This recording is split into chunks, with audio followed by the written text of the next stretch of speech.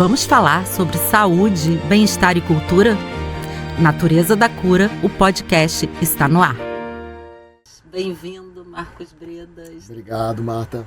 Estamos aqui com o Marcos Breda. Hoje não temos uma dupla, porque o Marcos Breda é o nosso astro e o nosso astrólogo. Então ele veio completo aqui. Ele vale por dois. Ele vale por dois. E vamos falar de astrologia, das previsões aí para o ano de 2026, que eu assim já ouvi dizer aí pelo Breda que não vai ser fácil. Mas sabe o que eu queria começar entendendo como a astrologia consegue prever um ano, assim, sem que ele seja o ano do signo de Escorpião, de Áries, um ano, assim, como rege, como é que isso funciona? Então, na verdade, isso toca numa questão fundamental de entendimento de como funciona a astrologia, porque as pessoas, tem muita gente que pergunta assim, como é que o astro que está lá no céu, no raio que o parta, alinhado a uma constelação cujas estrelas estão mais no raio que o parta ainda, como é que eles podem influenciar alguma coisa aqui na Terra? E a verdade é que não influencia, não é causa e efeito, é sincronicidade. Então o que acontece?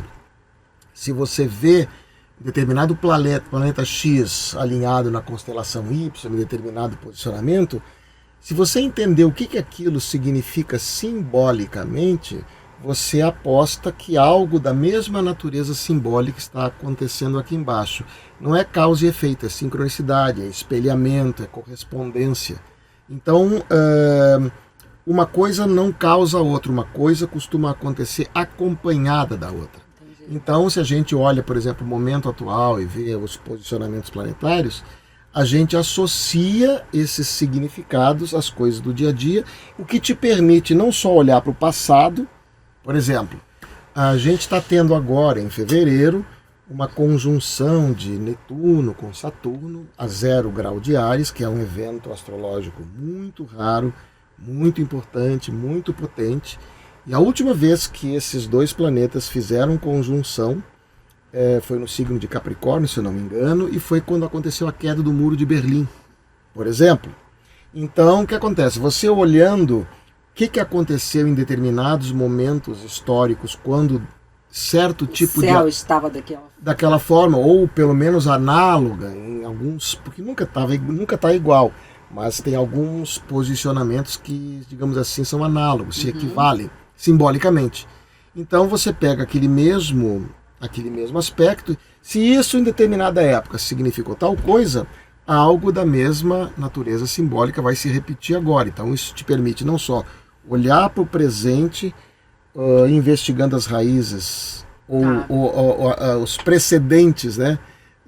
Os antecedentes desse mesmo aspecto no passado, e, portanto, você pode fazer inferências, criar hipóteses sobre como ele vai se manifestar no futuro. Nós estamos passando por um ano de 2026 que ele é muito, muito decisivo, e com alguns trânsitos assim bastante, digamos, importantes, para usar um eufemismo. Você vê 2026 só porque eu acho que já começou um ano tenso sim. E conflitos. Sim, né? A tendência é guerra, você acha que... Eu acho que a tendência é de uma escalada de tensões, né? Nós estamos passando por dois trânsitos. O trânsito mais, assim, o grande evento astrológico do ano é Netuno entrando no signo de Áries. Definitivamente, embora ele tenha feito um ensaio em 2025, ele entrou, voltou para Peixes e tal, agora ele entra em Áries, só que ele entra em Áries definitivamente, ou seja, vai passar alguns anos aí transitando por Áries. E Saturno também, que fez esse movimento, embora ele tenha uma órbita mais curta, porque Netuno leva 165 anos para dar uma volta em torno do Sol, em média. Saturno leva 29. Mas o curioso é que ambos vão entrar em Áries exatamente no mesmo dia, 20 de fevereiro, a 0 grau de Áries. E isso significa que é uma mudança de paradigma planetário, uma mudança de é uma instabilidade muito grande, porque tem uma coisa em astrologia que a gente chama... 20 de fevereiro. Gente, os dois, quer dizer, não só no dia acontecem coisas associadas simbolicamente a isso, mas é um evento astrologicamente tão potente que ele lança as suas, digamos, luzes algum tempo antes, algum tempo depois. Então essa coisa que a gente está vivendo agora... São os reflexos. Digamos assim, é como uma onda, né? A onda vem vindo. Então se você está com um barco em alto mar e vem aquelas vagas, né? Seu barco está ali, aí vem aquela onda gigante, ela vem, o barco começa a subir, chega lá em cima e ele desce. Entendi. É mais ou menos assim que funciona um trânsito de um planeta lento, como Plutão, por exemplo, que leva 248 anos para dar uma volta no Sistema Solar. Netuno leva 165, Urano 84. Esses são os 3 planetas mais lentos, que marcam grandes épocas, grandes períodos históricos. E os dois, por uma coincidência, na verdade, uma sincronicidade, os dois vão migrar para Áries no mesmo dia, 0 grau de Áries, 0 grau. E o grau 29, que é porque assim, nós temos 12 signos, nós temos uma mandala de 360 graus. Então, se você dividir 360 por 12, você vai ter 30 graus para cada signo. Sim. Então, quando um determinado planeta entra num signo, ele entra no grau 0, vai para 1, 5, 10, 15, 20, 25, 28, 29... Quando ele vai chegar no 30, já é o zero grau do signo seguinte. Né? E esse grau, o último grau de um signo e o primeiro grau do signo seguinte, é chamado de grau anarético. Ou grau, na astrologia medieval, chamado de grau maldito. Mas, na verdade, é um grau de mutação. Por quê? Porque é, na verdade, um momento simbólico que já não é mais um signo e ainda não é o outro. É uma transição. É uma transição, uma mutação. Né? É aquele momento que você está fazendo pipoca na panela e a pipoca salta quando ela vai começar a virar o avesso de yin para yang, é o momento de mutação. A pipoca não é mais nem um grão, mas ainda não é a pipoca estourada, ela está em pleno voo estourando. Isso, 20 de fevereiro. 20 de fevereiro esses dois planetas entram juntos, e que é um grau de mutação, com um alto grau de imprevisibilidade, com um alto grau de... Áries é o signo associado a Marte, que é o deus da guerra. Então, a Netuno, que lida não só com a espiritualidade, com a psicologia profunda, mas também lida com a ilusão, com a religião, com o fanatismo, eventualmente, quando entra num signo de Áries, um signo de fogo, um signo de iniciativas, de confrontações, de proatividade, de abertura de portas, início de processos, esse Netuno ele entra com essa carga ilusória, com essa carga de subjetividade profunda. E que é muito difícil, às vezes, assim, em caso de neblina, reduz a velocidade. Né? E isso você, tem como a gente...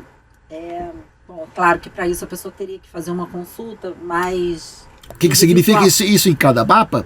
Vou te dar um exemplo. Se tem alguém que vai se escapar, se alguém pode... Isso pode ser proveitoso, positivo para algumas pessoas. Olha, eu vou te dizer assim, não é que eu seja um otimista patológico, mas eu acredito que um momento de crise, ele está sempre grávido de novas possibilidades. Claro. Né? Então, às vezes, você está vivenciando uma situação que ela é traumática, que ela é dolorosa, que ela, enfim, é difícil, mas se você conseguir se distanciar e encarar ela de longe como parte culminante de um processo, você vai ver que aquilo que no momento em que você está vivendo e que você não consegue identificar nem a saída, que dirá um lado positivo para aquela coisa, se você olha de longe a longo prazo, você vai ver que aquela crise é parte de um processo maior, do qual a transformação e a possibilidade de abertura de novas portas,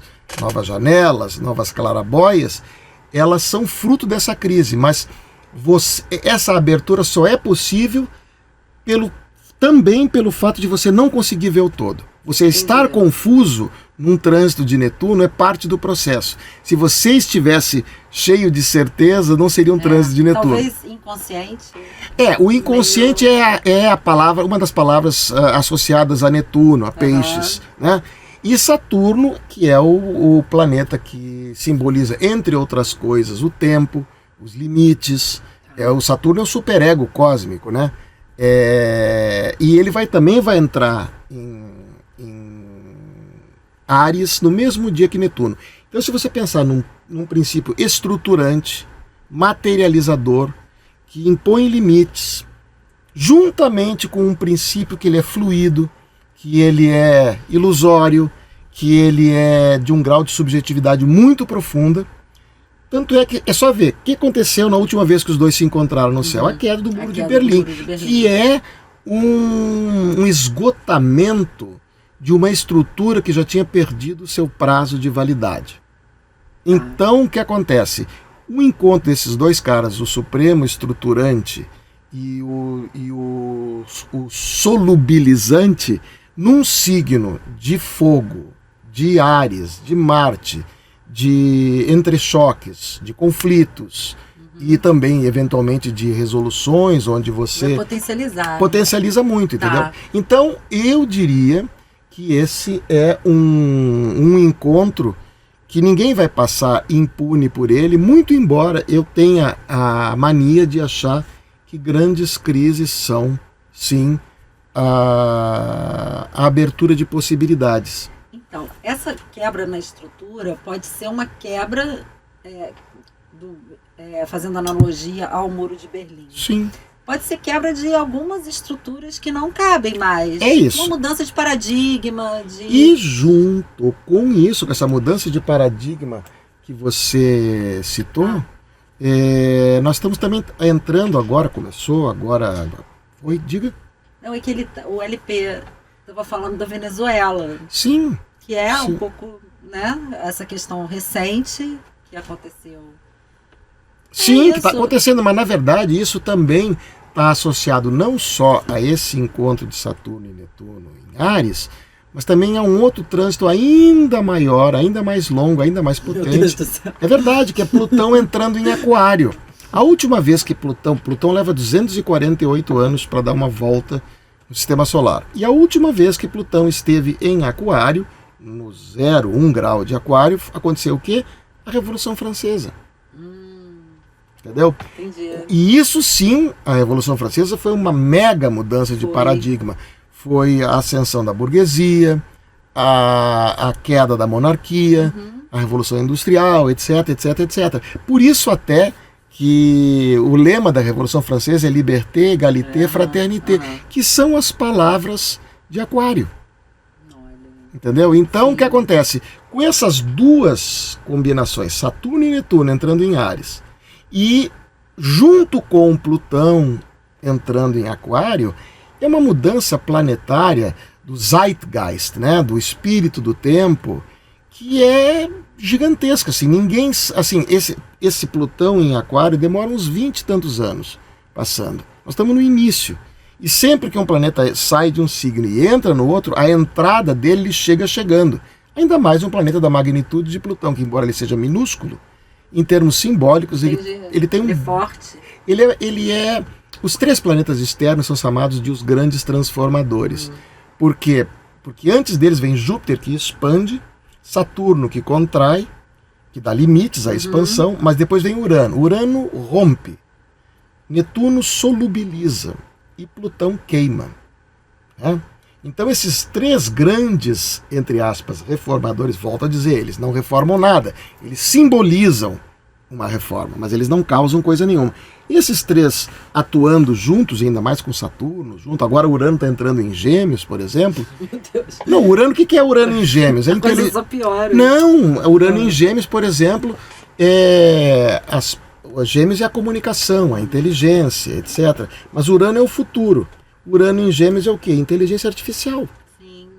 Por exemplo. Né? Assim como Plutão em Aquário é a destruição de formas de poder para a eclosão de outras, como foi na Revolução Francesa e como está sendo agora. Porque a gente está vendo no planeta hoje em dia é uma mudança geopolítica de proporções inimagináveis. Sim.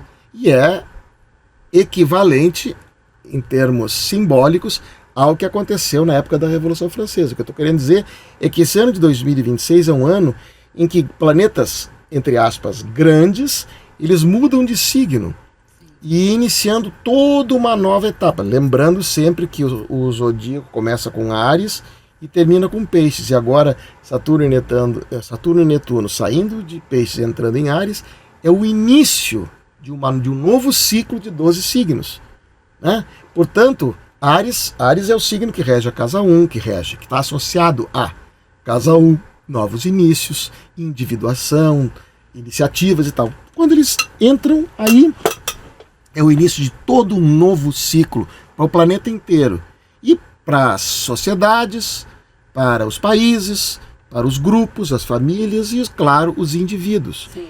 Cada um vai viver de acordo com a sua especificidade, com a sua, digamos assim, a sua história pessoal. Tá. Mas, lembrando sempre que nós temos sempre o livre-arbítrio. E me fala uma coisa, tem alguma palavra, não sei palavra, mas algum que vai marcar esse ano? Tipo... Metamorfose. Metamorfose. Mas muito profunda. Muito profunda. É um ano que você tem que aprender a vergar para não quebrar. Né? Meu Deus. Eu acho que vai ser difícil, né? Você vê como um ano difícil. Eu vejo que sim, se a gente achava que 2025 foi movimentado, a gente não viu nada. Né? Ai, meu Deus. E é só você ver o que está para acontecer ao longo desse ano. Temos um ano de eleições, sim, temos um ano de Copa do Mundo. A Copa também? Eu acho que sim, não? É? Entendeu? Então, e no meio disso tudo, os Estados Unidos querendo ressuscitar a doutrina Monroe, a doutrina do Big Stick, né? E tendo um cara na presidência, no comando, que não é exatamente... Eu não compraria um carro usado dele, entendeu? Nem eu, nem uma bicicleta. Então, o que eu estou querendo dizer é que nós temos no comando da mais poderosa nação do planeta um cara que não é exatamente um primor de equilíbrio psíquico, emocional, né? Então, se ele é imprevisível, os Estados Unidos ficam imprevisíveis e, portanto, o planeta inteiro agora, o cara acabou de invadir a Venezuela e quer porque quer a Groenlândia. Eu vi. Pois é. Claro que isso não é apenas um capricho de um lunático. Um pouco psicopata. Não, mas é que a Groenlândia, existe um método na loucura, né? Tô pensando que eu tô brincando de War até. Pois é. Essa sensação. Não, mas na verdade quem tá brincando de War é ele. Então. Só que, por exemplo, ele deu uma entrevista falando assim, que quando foram lá prender o Maduro, aquelas tropas da Força Delta, etc., usando câmeras no uniforme e ele vendo online ao vivo na Casa Branca. Ele era extraordinário, é como se estivesse ali. Parece que é um jogo, parece que é um videogame para ele. Só que é a realidade, onde pessoas morrem. Mas eu tenho uma amiga minha que ela é psicanalista, ela diz que o Trump é o tipo de paciente, entre aspas, com claros sinais de narcisismo maligno. Né? Com toda a carga que o narcisista tem de... O narcisista não ama ninguém, ele ama a si mesmo. E ele não está interessado nos... Tudo é ele. É ele. Em torno dele. Narciso acha feio que não é espelho. Não, e é em torno dele. Então, assim, não me interessa se vai morrer ali. Não interessa. Se vai morrer aqui... É mais do que isso. O mais grave é que o narcisista maligno, ele extrai prazer do sofrimento alheio. Ele, mais do que não se importar, o prazer dele é ver você sofrer, ver você humilhado, ver você... em frangalhos. Então, você dá as chaves do carro para um cara desses, do carro mais poderoso do planeta. Acho que é pior do que um carro, né? Sim, não é mais do que isso, é o dono da chave das bombas atômicas, das bombas nucleares, entendeu? Hoje eles apreenderam uma embarcação com bandeira russa. Meu Deus. Né? E aí a gente muda de patamar, porque aí já é cachorro grande. Né? A Rússia não tem o mesmo poder nuclear que a América do Norte, mas não tem problema. O que eles já têm, já dá para acabar com o mundo inteiro várias vezes. Então, é uma guerra que não há vencedor. Não há. O problema é que talvez a gente esteja lidando com pessoas com impulsos suicidas, né? Sim. Então, né, é que nem o cara que é piloto de um Boeing, ele é suicida. Eu vou me matar. Tudo bem, mas esvazie o avião antes. Mate-se Mas só aí assim. já mistura com o que você falou do narcisismo maligno. Maligno. Que ele vai sentir prazer também vendo o seu desespero. Exatamente, né? exatamente. Então não é Entendeu? só eu sou suicida. Eu sou Não. suicida e sinto prazer em ver o seu Eu sou um desespero. suicida e eu sou um homicida. É. Né?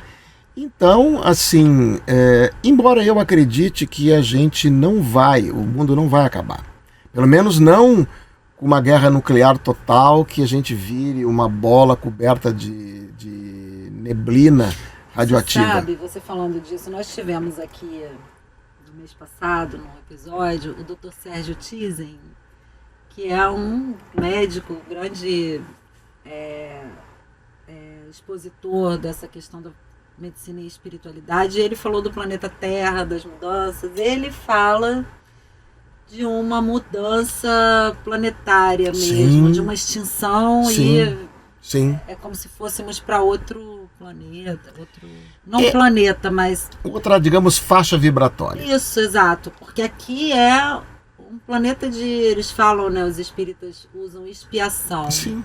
que é quando estamos aqui para aprender, Sim. para E aprender duramente, né? E aprender duramente. Então eu acho que é um pouco por aí mesmo. Eu não sei, assim, por um outro lado, está acontecendo no céu um pequeno triângulo pequeno, né, com Plutão, Urano e Netuno. Netuno em Áries, Plutão em Aquário, Urano em Gêmeos. E esse triângulo simboliza esperança, eu acho, para os astrólogos e tal. Eu acho que nós vamos passar por poucas e boas, mas eu acredito na sobrevivência da humanidade. Eu não acho que... Na verdade, o mundo como o conhecemos muito provavelmente termina. Mas não quer dizer que o mundo terminará. Ele vai mudar. Ele jamais será como antes. Mas talvez isso seja bom a médio e longo prazo. Mas é que nem uma montanha-russa. Depois que termina é ótimo. Né? No sentido de que quando você está ali desabando naquela vertigem, tudo que você quer é que nem trem fantasma. É que nem trem fantasma. Depois que termina, é divertido, você dá risada. Mas quando você está ali, é terrível. E eu acho que esse ano de 2026 é meio montanha-russa nesse sentido. Entendeu? A gente vai ter, por exemplo, agora na metade do ano, em julho, vai ter um Júpiter em oposição Plutão. Plutão em Aquário, Júpiter em Leão. Isso aí é uma Isso vai ser em julho. Que indica uma escalada ainda de tensão, de energia destrutiva, porque Plutão é esse cara, ele é o senhor dos infernos, o senhor da grande região inferior, ele lida com morte e renascimento, e Júpiter é o grande expansor, que ele toca, ele expande. Se ele toca numa coisa boa, ele expande uma coisa boa. Se ele toca numa coisa que não é tão boa.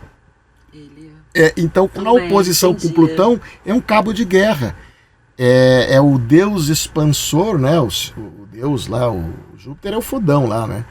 Mas ele está em oposição com o Senhor dos Infernos. Então, a gente vai ter aí uma mexida, uma revolvida de funduras, né? Placas tectônicas, é disso que se trata. Então, eu acho que é um ano inesquecível para o bem e para o mal. Sim. Mas eu volto a dizer, eu acho que existem saídas, existem possibilidades, existem alternativas. Eu não acho que seja o fim. Sim, e você tendo a consciência de que vai ser assim, você também tem como se prevenir de algumas... É mais do que se prevenir, é uma questão de você se disponibilizar para a mudança. Tipo, sim, vai soprar um vento. Ok, de que direção ele vai soprar? Vou fechar minha janela. Eu vou fechar a minha janela e, se bobear, dependendo da hora e da intensidade do vento, eu posso desfraldar as minhas velas para ir na direção do vento, na direção que a maré está fluindo. É go with the flow. Sabendo que determinado tipo de experiência é provável que aconteça, você se alinha com ela. É que nem você nadar contra a corrente, não funciona. Então, ok, vai ter uma corrente naquela direção, então eu irei com ela, na medida do possível, tentando me manter à tona, não me afogando, e se bobear até vou pegar uma onda. Né? Vou pegar minha prancha, né? E vou tentar surfar essa onda da melhor forma possível. A questão é essa, é você se alinhar e ir no fluxo, vamos dizer assim.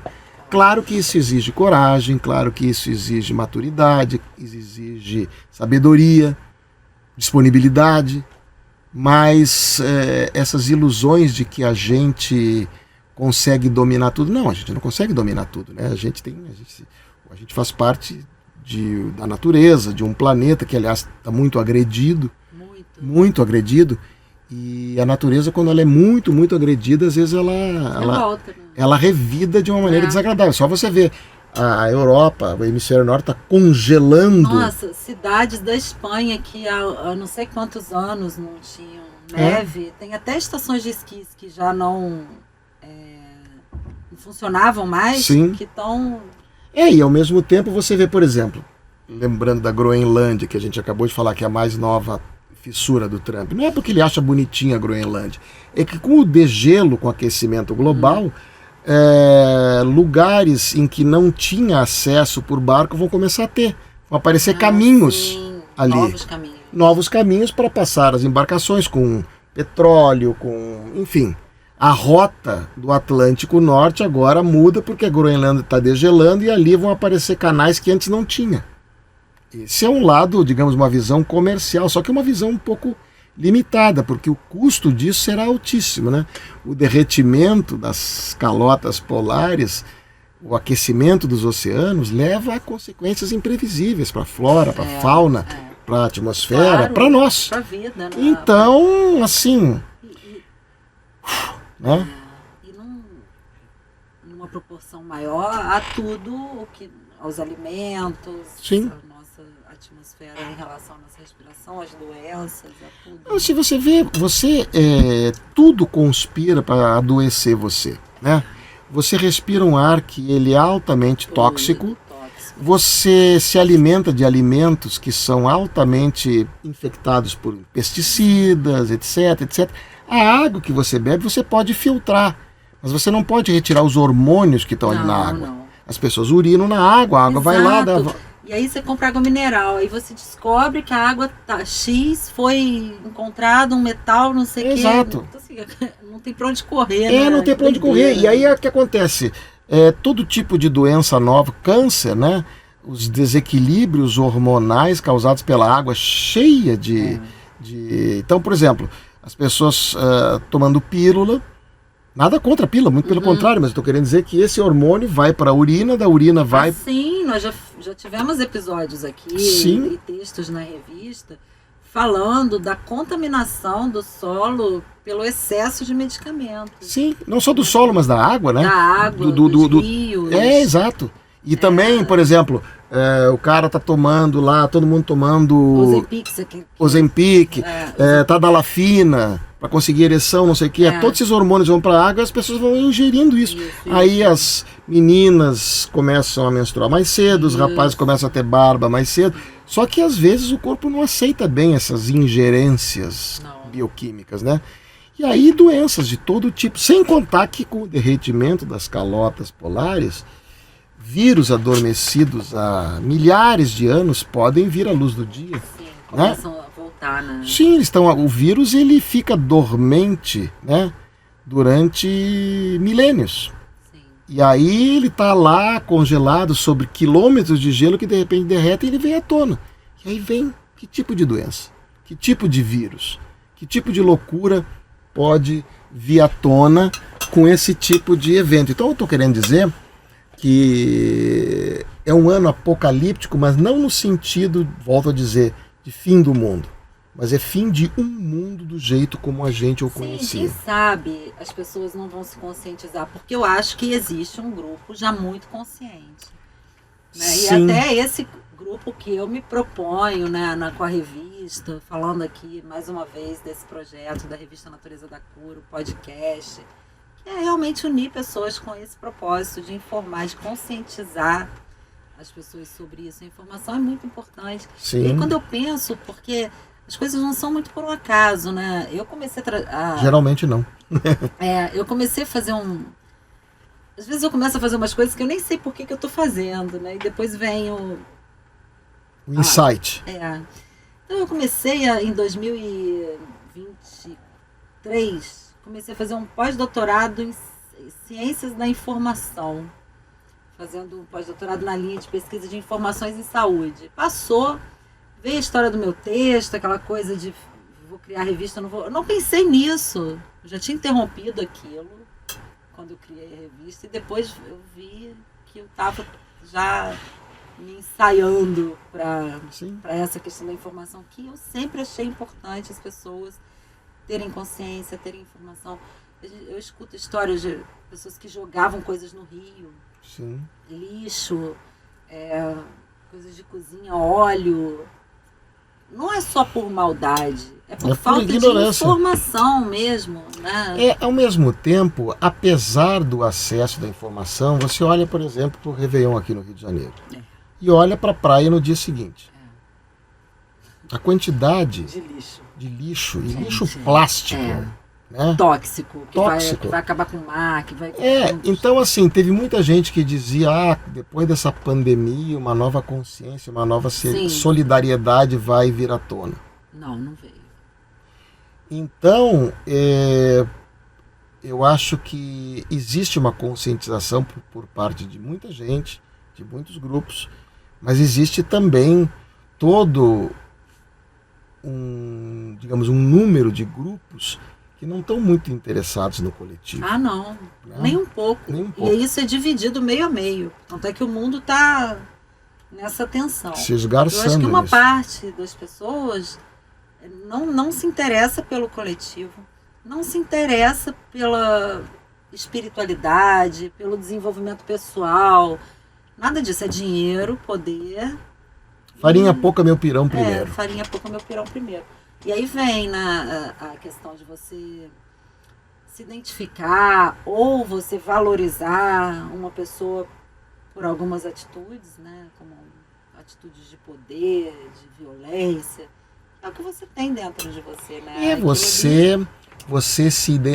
Existem tiranos que eles não são a causa, eles são a consequência, eles são a personificação do Zeitgeist, né? Do espírito daquele tempo, e que a pessoa olha e se identifica e fala assim, esse cara é quem eu sempre fui e nunca tive coragem de assumir.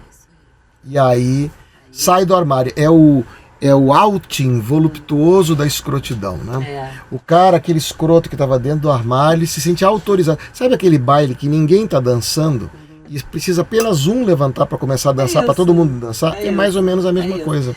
Mas tem uma coisa também que tem esse lado, mas fica com tudo que é ruim, né? Agora você vê, são pequenas coisas que vão acontecendo e que viralizam de uma forma. Você vê a Havaiana, uma propaganda de um chinelo. Gente, eu vi tanto meme no Natal, do cara dando uma Havaiana de presente e o outro tacando. E aí, é uma Havaiana que politizou. Tudo politiza, tudo tudo separa. Mas esse que é o ponto. Tudo vira fator tergiversativo. Tudo é para desviar a atenção. É mais ou menos como o quero-quero. O quero-quero, ele canta aqui, mas o ninho dele está lá. Você acha então que isso não é uma coisa já intencional? Não é que seja intencional. Sim, mas é no sentido de desviar a atenção de outras coisas ainda mais importantes que estão acontecendo. Sim, claro. E nós estamos com essa coisa do tal do raciocínio de manada, né? Ou o não raciocínio de manada, onde as pessoas vão... as pessoas vão na onda. Né? Eu fico chocada com algumas pessoas que eu já conheço, como esse efeito manada influencia. Completamente. Posicionamentos, posições que há um tempo atrás não teriam. Sim. Até de gosto musical. Sim. Eu falo, gente, meu Deus do céu, como assim essa pessoa hoje escuta esse determinado tipo de música se era uma pessoa que ouvia outro tipo de música? Mas é tal história, né? O vinho, por exemplo, quando está guardado, ou ele pode, sendo um bom vinho, ele virar um grande vinho com a guarda correta, com o tempo, ou ele avinagra. Depende do vinho que é. Tem pessoas que com o tempo amadurecem, tem pessoas que com o tempo apodrecem, né? Como um vinho.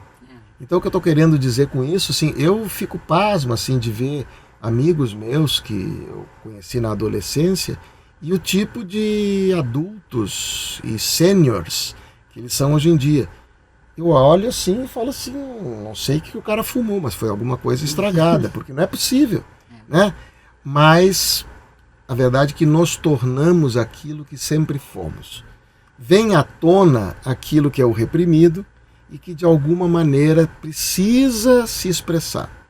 Ele precisa vir à tona, né?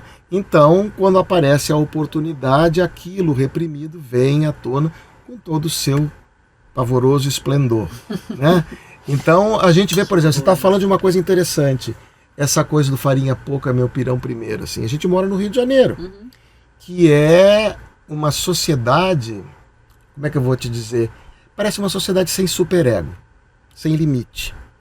É mais ou menos assim. Aí tem aquela música, né? Malandro é malandro, mané é mané. Isso é, enfim, uma música das antigas que falava de um outro Rio de Janeiro, de uma outra época, mas hoje em dia é representativo do que é a sociedade do Rio de Janeiro, onde todo mundo se acha malandro. É muito malandro para pouco mané. Então o que acontece? O cara acha que a mãe dele foi a única que fez filho esperto. Então o outro, ele é olhado, observado como alguém sobre o qual eu vou tirar vantagem, alguém que eu vou usar para me dar bem, alguém em que eu vou pisar para subir.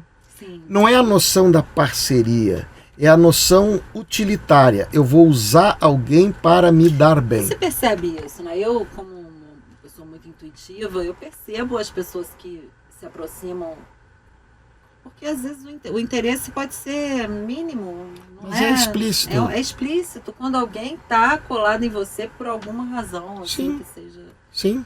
E a questão que você falou do egoísmo, do esperto, né, do otário, porque existe essa questão de valorizar, de achar que é esperto quem é escroto. Sim. Né? Quem Sim. é malvado, que trapaceia, que se dá bem. Né? E Porque aí esse cara personifica uma parte de nós escura, uma parte de nós inescrupulosa, que não segue regras éticas mínimas, né? Se Deus está morto, tudo é permitido, né? Aquela velha frase, né? Mas o que eu estou querendo dizer com isso é que esse cara, com esse tipo de comportamento, ele preconiza o fim do limite, o fim da lei. A lei é para os outros, não para mim, que faço parte da diretoria. Exato. E é esse tipo de visão umbilical, autocentrada, infantil em última instância, porque eu quero que é meu e se não for como eu quero, eu faço beicinho, bato e quebro tudo. Faço birra, entendeu? Então, a gente está vivendo numa época em que muitos dessas pulsões, digamos, primitivas, obscuras, mal integradas à nossa personalidade, elas vêm reclamar o seu espaço, né? Tudo aquilo que temos dentro de nós, do qual não temos consciência, nos controla em algum nível.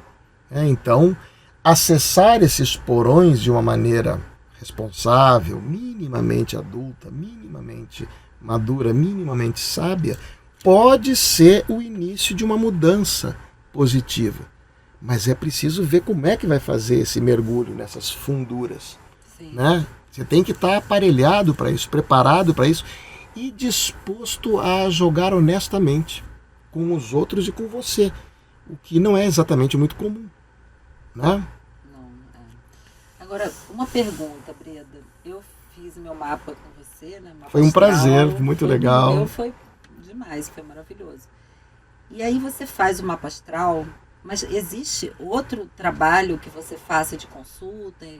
Depois que você faz o mapa, se a pessoa quiser, quero ver minhas previsões aí para 2026. Aí tem esse tipo de consulta também? Sim, sem dúvida. Na verdade, o mapa é uma vez que faz, né? Não, na verdade é o seguinte, o mapa é assim, ó. A consulta que eu faço, basicamente eu divido em 3 partes, como você sabe. Eu começo a primeira parte com uma explicação para dar ferramental muito simples, né? Não é bastante didático, sim, não é? Para a pessoa entender o que ela está fazendo ali. Para que a pessoa possa entender não só o que eu digo, mas por que eu digo. Qual é o raciocínio que está por trás daquilo. Aí você depois da segunda parte, você olha para o mapa para entender quais, digamos, as grandes questões com as quais você vem lidando ao longo de sua vida e quais as ferramentas que você tem para lidar com essas questões. Só que esse mapa, numa primeira consulta, como eu fiz com você, eu tenho que eleger alguns pontos para começar, pontos principais, que são pedras de toque. Agora, um mapa, ele é um universo infindável de elementos que posso estudar ao longo de uma vida inteira. Eu conheço o meu mapa há 40 anos e tem horas que eu vejo uma coisa que eu nunca tinha visto. Tá, entendi. Então o que eu estou querendo dizer é que numa primeira consulta eu faço essa introdução. Uma geral, um apanhado geral. Um apanhado geral, para ver quem você... Porque na verdade o mapa ele é um projeto, como uma planta baixa de um arquiteto, de um projeto de vida. E aí quais são as questões com as quais você se debate e quais são as ferramentas que você tem para lidar com essas questões. E a terceira parte, aí sim, mais do que previsões para o futuro, o grande barato é você olhar aquele mapa e entender quais os trânsitos do momento presente, ou seja, quais os processos simbólicos que você está atravessando, e aí se distanciando você vê de onde que eles se originam, onde que eles começam, em que momento de vida você está sendo perpassada, atravessada por cada um desses processos e quais as possibilidades de futuro oriundas deste momento. Entendi. Então o grande barato da astrologia não é necessariamente só prever o futuro, embora isso seja possível. É você olhar o presente, ancorá-lo no passado, no seu passado, e não só no seu, mas no passado da sua coletividade e tal, e a partir dessa análise do momento você vê as possibilidades de futuro. São caminhos. Caminhos, especialmente os positivos, ou seja, eu estou passando por um momento X, por exemplo, eu passei por os últimos 44 meses por 9 cirurgias, né? E fisioterapia. E tal. Eu acabei, inclusive, de vir da minha fisioterapia agora para vir para cá dar essa entrevista. E eu aprendi muita coisa com isso. Eu não estou querendo dourar a pílula e dizer que sofrer um acidente e passar por 9 cirurgias é maravilhoso. Não é. É incrivelmente doloroso. Mas, junto com isso, eu fiz dessa experiência também, além do sofrimento, uma possibilidade de crescimento, de transformação. Sim. E quais as possibilidades de futuro que isso me abre positivamente. A ideia não é nós cometermos os mesmos erros, é cometermos novos erros. Então, te possibilitar olhar para o passado, ter aprendido alguma coisa com ele e ver no presente quais os caminhos e ferramentas que você dispõe para galgar degraus acima e além do aqui e agora. Então eu entendo a curiosidade das pessoas e eu faço isso, né? O que o ano me reserva? Mas o que o ano me reserva em termos de possibilidades, de probabilidades, mas não de certezas. Nenhum astrólogo, nenhum tarólogo vai dar certeza. Vai dar certeza de nada. A gente trabalha com uma média de 75%, 80%.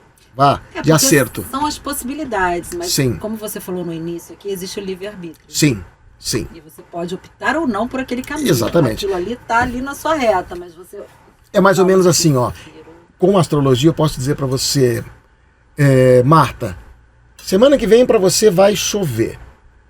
O que você vai fazer com essa previsão meteorológica? Como você vai lidar com a chuva? A decisão é sua. Exato. Você pode decidir que vai ficar em casa, com o namorado, vendo Netflix, tomando um vinho. Você pode decidir que vai botar um biquíni, correr na beira da praia. Sim. Você pode decidir que vai pegar a partir dali as coisas vão acontecendo. Sim, o que eu posso dizer é que provavelmente vai chover. O que você vai fazer com essa chuva?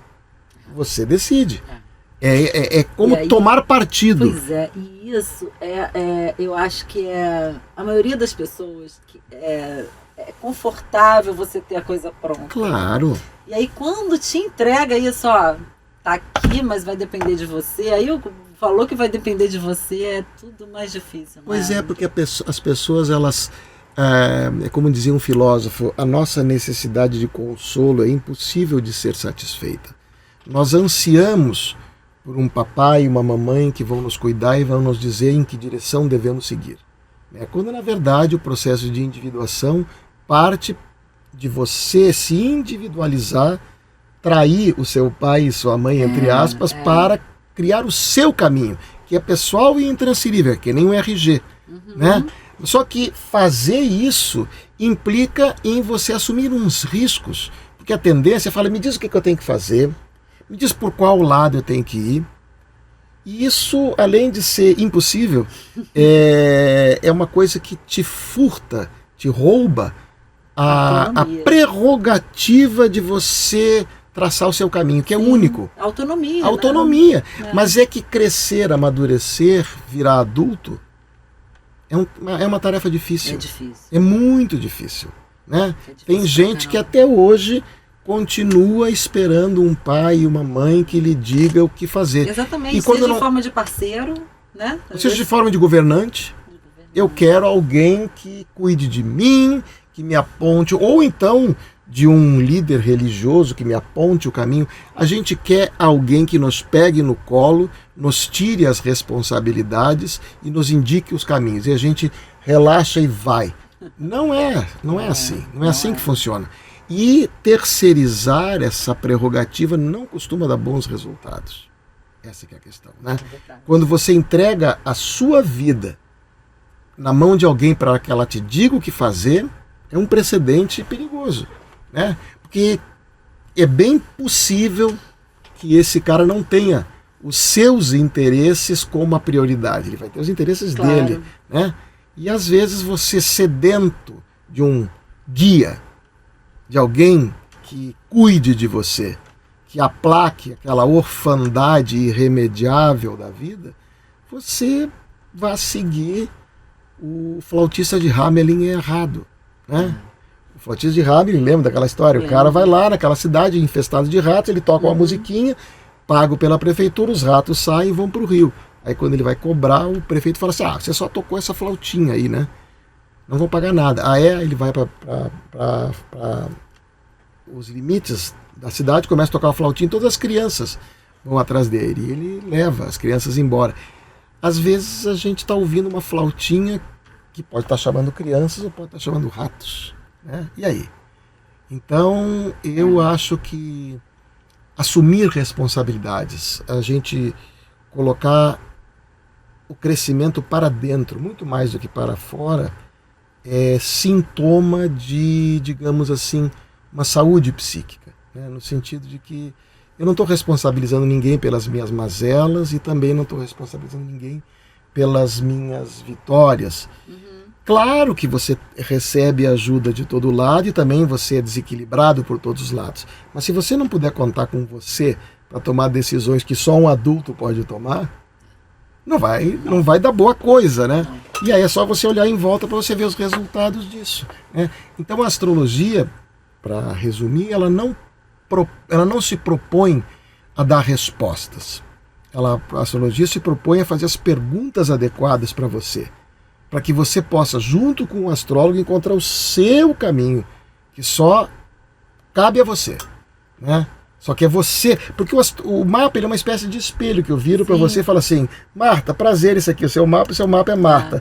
E eu fico como um mestre de cerimônias aqui, mediando o diálogo de vocês duas, ou seja, você projetando nesse mapa as tuas subjetividades e você se dando conta das coisas que você realmente quer, e que nem sempre coincidem com as coisas que você pensa que você quer. E fazer um contato entre essas duas instâncias faz com que você tome decisões baseadas na sua integralidade, no seu todo, e não somente naquilo que a mente acha que quer. Não. A gente toma 400 mil decisões do momento que a gente acorda até o momento que a gente dorme, né? Quantas delas são conscientes? Quantas delas são escolhidas? E quantas delas são puro condicionamento? Impulsos, etc. E que às vezes, por exemplo, num ato falho, num xiste, vem à tona a sua verdade, né? Que você teima a manter escondida as 7 chaves. Então eu como astrólogo, eu procuro sempre acolher a pessoa, cada um dos meus clientes, segundo a sua individualidade. Eu não posso colocar fórmulas prontas. Eu tenho que ouvir e ser um mestre de cerimônias da pessoa, dialogando com a sua subjetividade mais profunda, para que ela possa responder as próprias perguntas. E eu sou uma espécie de Google Translator, né? que faz traduções. Ó, isso aqui talvez seja isso. É que às vezes a gente não vê de tão perto que a gente está. Né? Eu vou querer marcar depois uma consulta assim, mais Bora. direcionada. Bora. Eu, aproveitando aqui para dar um recado, até consultei o Breda para o dia do lançamento do meu livro. Sim. Que vai ser dia 20 de janeiro, terça-feira, meio-dia, no Spa Maria Bonita em Ipanema. Estão todos convidados. Eu acho que vai bombar, porque... Não, isso, essa data, essa data, escolhida. você me passou as datas possíveis, e aí eu olhei no seu mapa, assim, achei que as datas mais adequadas para você Sim. eram essas dentro das alternativas que você me deu. E o livro vai chamar Natureza da Cura. Maravilhoso. Práticas Integrativas da Saúde. Você me dá um autógrafo no livro? Claro! Quero tirar uma foto com você. Vai ser uma alegria. Um autógrafo para você, poxa. Uma alegria.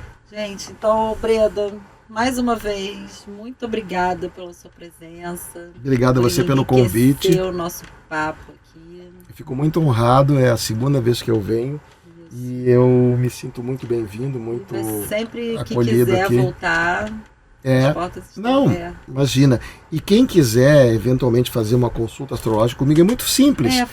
Passa o seu. Não, porque assim, eu tenho um Instagram de astrologia, que é um Instagram só para astrologia, que é o @Marcos, MARCOS, _Breda, _astrologia. E lá você manda uma mensagem direct para mim, ou mesmo no meu Facebook. Tem Facebook. Tem Facebook também. É muito fácil de me encontrar. Manda uma mensagem direct e a gente troca telefone, marca consulta. E vale a pena. Né? Obrigado. Uma direcionada boa. Você se entende. Olha, eu acho que o mapa também, ele é uma grande fonte de autoconhecimento. Sem dúvida. Porque você começa a olhar ali, você fala, isso aqui faz sentido por isso. Isso. Né? E aí você se culpa menos também. Eu costumo dizer que a astrologia não é terapia, mas é terapêutica. É claro, tanto é que estamos aqui falando disso. Muito obrigada. Obrigado a você, uma alegria, viu? Uma honra. Você. Gente, muito obrigada. Estamos aqui encerrando mais um episódio. Até a próxima.